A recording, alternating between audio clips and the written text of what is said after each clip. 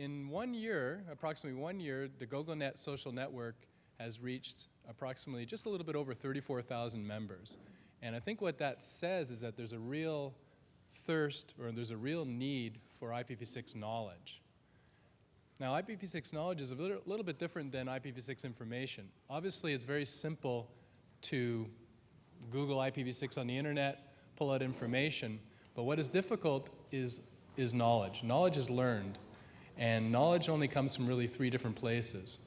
Either you learn it when you go to some sort of formalized training, or you learn it in school.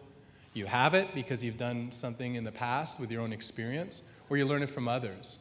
So there's a real knowledge deficit around IPv6 right now, because generally the network engineers did not learn it in school, and they've not worked with it. So we created gogoNET social network as a mechanism to communicate, just a very efficient tool to communicate among professionals to share this knowledge. And that's the same reason why we created gogoNET Live, just a live version of the social network, to try to bring people together to share their knowledge on IPv6.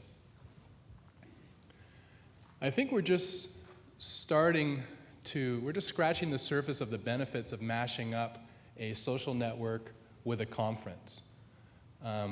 A conference is generally a one-way communication, and what we're trying to do, and again, it's just baby steps, but what we're trying to do with gogoNET and gogoNET Live is, by putting everybody on the social network, is try to change the communication model from a one unidirectional broadcast model to a bidirectional interactive model. By putting the presenters and everybody in the conference up on the social network, you can then make contact with them before, during, after, meet them at the show here, and then continue the conversation afterward over the social network. So among us over the next couple days are some of the most experienced IPv6 experts in the world. So take the opportunity to make the contact and then continue the contact using gogoNET Live, or gogoNET throughout the year. The focus for our conference is on what I'm calling the discontinuity event. For those that have been in the IPv6 world for many years, and there are quite a few of us in the audience here, we've all been waiting for this killer application. And we fantasized this killer application would accelerate the adoption of IPv6, bring it in advance. But you know what?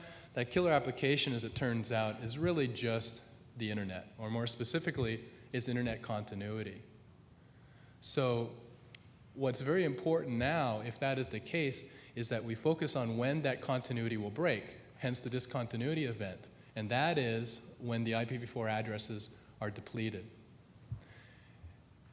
We now believe that it'll be this depletion, that'll be the tipping point in the galvanizing event that will usher in IPv6 in a large way. So today's conference, starting out in the morning, will be focusing on this discontinuity event. We want to focus very specifically on the mechanisms on address depletion. What are the policies? What are the procedures? How are the addresses going to be depleted? So starting out the conference will be Bill Hinden. Bill is one of the inventors of IPv6, the original RFC for IPv6. And then we're going to move into the specifics of this discontinuity event. So Elise Gurwitch will be speaking. She's the vice president of IANA. Will be speaking from an IANA point of view on how addresses are depleted. John Curran, who is not yet here, the president of ARIN, will be speaking from an IR point of view of, again, this process of depletion. Then following that, this will describe kind of the how, the what, and the where of this discontinuity event. Then we're going to speak about the when. So we have two experts, worldwide experts, Tony Hain from Cisco and Stefan Lagerholm from Secure64, who will get together and they've been working on these models, Tony longer than Stefan, I believe, but working on these models on trying to estimate when the addresses will be depleted. After that, Dave Ward, CTO of the infrastructure group at Juniper, will be talking about living in a heterogeneous IPv4 and IPv6 world. Unfortunately, due to some, I guess, personal circumstances, Vint Cerf is not able to be here in person. Therefore, he has created a video. It's a provocative video that touches on some of the most, I guess, important issues of IPv6 today. And so we're going to bring back all the early presenters, all the keynote presenters, and then I'm going to moderate a couple questions and we'll open it up to the audience.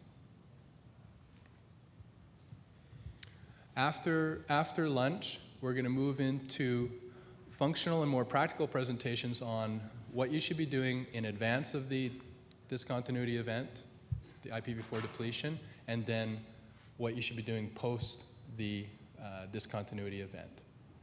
We're going to end the day in the other room, and the other room also serves as a lounge if you want to just have somewhere to sit or talk. There's a few tables in there and couches and so forth, but we're going to end the day with a reception put on by Juniper where we'll all relax, have some drinks, have some food, and then hopefully make these connections I was talking about earlier. The following day, tomorrow, we're going to start the morning off with vendor presentations because everything we're going to talk today has to be implemented in some way.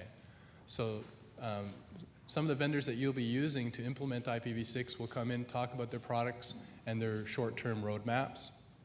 And then after that, we have a number of excellent presentations on what we're calling best practice case studies. So learning from these pioneers who have already done IPv6. So enjoy the conference, learn from the conference, and with that I'm going to introduce Latif Ladid. He is the president of the IPv6 Forum, and he's going to talk a few moments and then introduce Bob Hinden. Thank you.